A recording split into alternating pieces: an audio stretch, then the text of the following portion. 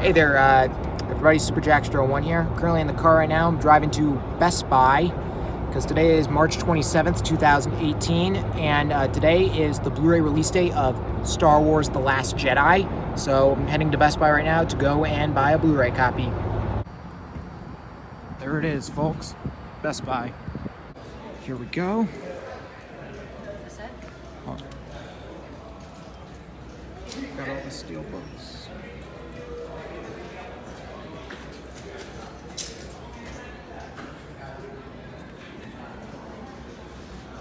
Yep. Here we go. The Steelbook, the collector's edition.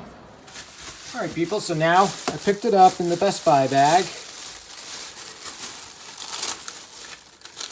We got the receipt and Holy Grail. Yep. This is the Blu-ray of Star Wars The Last Jedi. This is the Best Buy exclusive Steelbook. This is the Blu-ray, the DVD, and the digital HD Steelbook. There was also the other Steelbook that was a 4K edition, which I unfortunately did not get because that was way too expensive. That was like $34. This, I had to pay $29.95 for. Pretty expensive. Yep, this is the new Star Wars film. And I saw this film in theaters twice back in December. The first time I saw it with my dad at Showcase Cinemas movie theater in Warground, opening night back on December 15th, 2017. It was a really packed theater that night. And the second time I saw it with my cousins, then 5 days later, about 5 days before Christmas at the Showcase Entertainment Cinemas movie theater in South Kingston Round.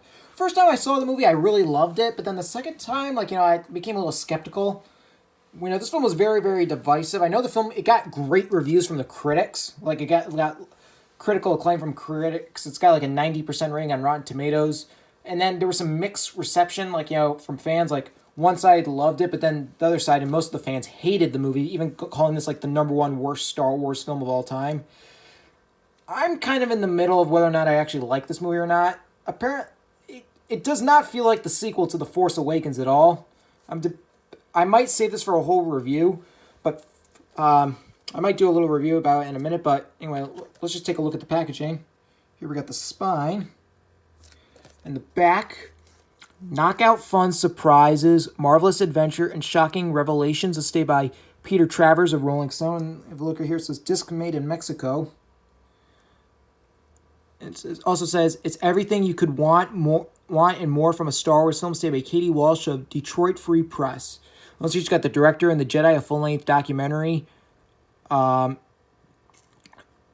deleted scenes, Balance of the Force, Andy Serkis Lives, scene breakdowns, and an audio commentary with the film's director, Rian Johnson.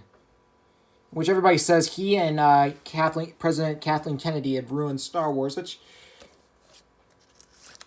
I kind of have to agree. People are saying that Disney ruined Star Wars due to the fact that, this was the third Star Wars film to be released by Disney. First three were Force Awakens and Rogue One.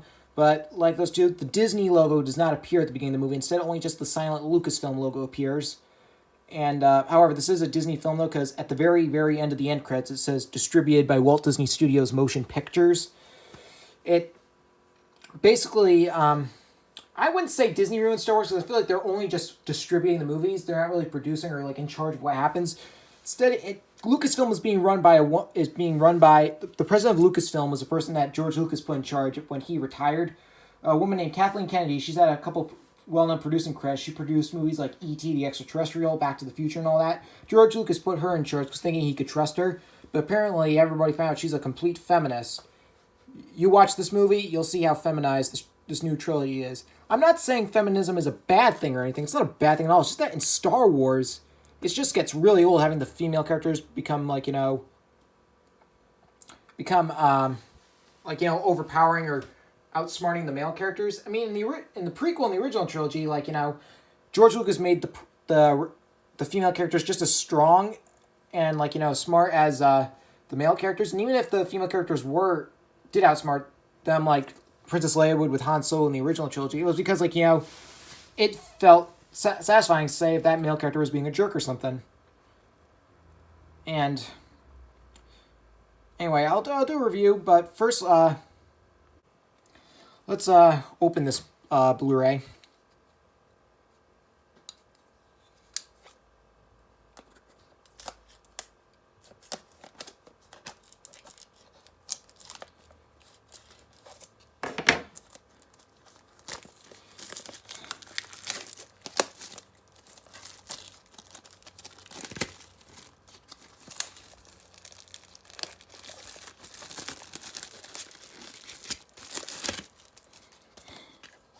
What I'm debating about right now, I'm just going to take this off. Alright, and here's what this one looks like. A better view of the spine. I've got the back. Again. Now let's take a look at the key. Okay. We got the digital copy code.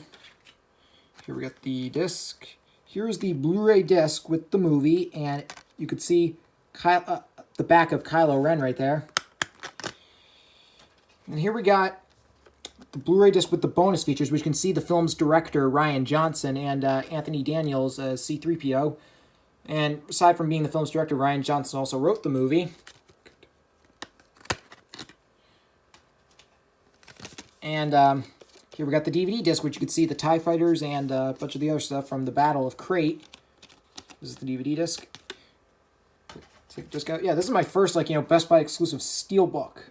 This is very, very, very nice. Well, I tell you what, it's not my first Best Buy exclusive Steelbook. The first one was Saving Private Ryan, but this is the first, legitimate one for a new movie. This is very, very nice. I'm glad I got this.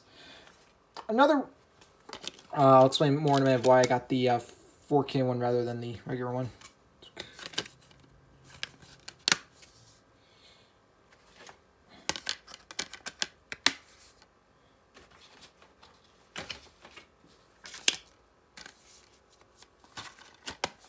The reason why I decided to get the Steelbook is because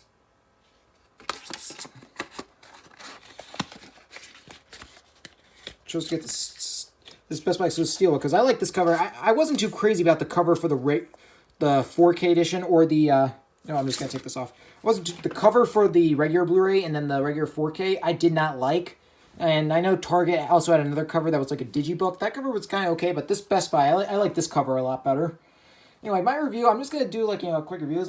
There were some positive things I like. I like Mark Hamill's performance as Luke Skywalker was great, by the way. I love the TIE Fighter sequence, the battle on Crate at the very, very end, and that big battle between where we find out that Luke Skywalker was actually projecting himself. That was awesome, epic. Audience cheered and all that.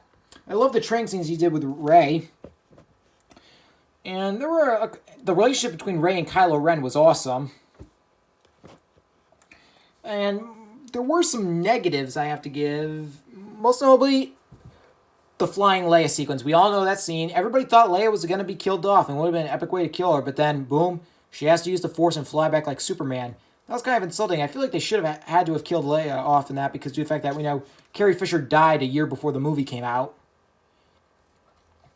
And honestly, Admiral Holdo, Laura Dern's character, I feel like she was completely unnecessary. She was they made it seem like she was a jerk and then for no reason. I mean, she was actually planning on sending everybody to another resistance base to be safe, but didn't tell Poe about that, or didn't tell anyone. I mean, come on, lady. All you had to do was just tell him your plan. I mean, come on, how easy is that? Also, the subplot between Finn and Rose on Canto Bight, I think we can all agree that was completely unnecessary. It should have been cut from the movie because they absolutely accomplished nothing. I mean, if they accomplished maybe done something to get stuff done, then maybe it could have worked. But no, they didn't. Also, I didn't like how Luke Skywalker was acting, kind of just betraying, not really caring about what happens to his friends and all. Didn't even care that Han died. I mean, I know I have seen there is a deleted scene of Luke mourning the death of Han Solo, but it doesn't really go over that much. And and by the way, I forgot for the positives. I also did like I do also like the cameo of Yoda here, and they brought back the puppet Yoda and they also brought back Frank Oz to perform it. But anyway, back to the negative stuff. I also just feel like Luke Skywalker was totally out of character, and even Mark Hamill, who plays Luke Skywalker, he even said that that's not my Luke Skywalker. Luke would never do stuff like that.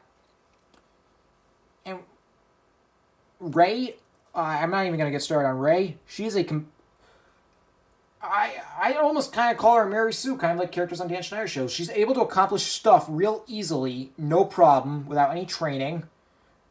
I mean, come on, like Luke, like she already beat Kylo Ren in The Force Awakens, so why did she need to be trained? It just didn't feel right. I mean, and also we find out everybody like was calling her Mary Sue, but then everybody thought maybe it had something to do with her parents, and we find out her parents were junkers that trade her for drinking money. There are two problems like that. Then how is she so good with the Force, and also her being traded for drinking money? I mean, since when does alcohol exist in the Star Wars universe? Let's see a couple other. So really, hopefully in Episode 9 they might fix that stuff. Honestly, and also, let's see, what other stuff did I not like? Also, they killed off Snoke, despite the fact there was a huge cheer in the audience, and I applause for it. They just kind of killed him off too early. We don't have any backstory about it. I mean, for 2 years, people were trying to figure out, who's the Snoke guy? Where did he come from? Why did he summon Kylo Ren to the dark side? And why did he rebuild the Empire, make it the First Order? That would have been, people were wondering, and then they just kill him off. With no, backstory or anything. And Luke's, my number one biggest concern, I'm just trying to think what else, if there's something wrong with this movie that I didn't like. Also, the humor in this film was way over the top. I think the only, and by the way, these are all spoilers for those who haven't seen it. The only scene in the movie I actually found funny was the scene where Luke is on the rock with Rey, and he says, "Reach out," and she literally reaches her hand out. He grabs a leaf and he uses the leaf in her hand, saying, she's like, "Oh, I feel something. You feel it? You feel something? That's the Force. Really? Wow, it must be really strong with you." And then he just slaps her hand like that. She's like, "Ow," and he has that look on his face. That's the only scene in the movie I actually found funny. Everything else, some of the humor felt real forced. I mean, yes, there always has been humor in Star Wars. I mean, yeah, there was a lot of humor in The Force Awakens, but at least, the humor, even if it was intentional, it didn't feel so forced. But here there are scenes of humor that you could tell they were meant to try and be humorous. Force Awakens did have a good amount of humor. It's just that, it was used at right moments, and even it didn't feel so forced. In Force Awakens, when Kylo Ren came up to Poe Dameron, he said something like, "Who talks first? You talk first? I talk first," or something like that. It was pretty funny, but, it wasn't, meant to be, hysterical and all that. A most notable example that was uninteresting, a very interesting scene happens where Rey and Kylo Ren are talking to each other through the Force and all that, and Kylo Ren is shirtless, and she says something like, "Can you, put a shirt on?" Why was that line even necessary? That line was completely unnecessary. And there was just too much stuff that just really, humor was not needed. And now my one biggest complaint was them killing off Luke Skywalker. That was literally the dumbest idea ever. I don't even know why they did that. Luke had just been reintroduced. I mean, it's bad enough we didn't get a single scene with him, Han, and Leia together because Han Solo was killed.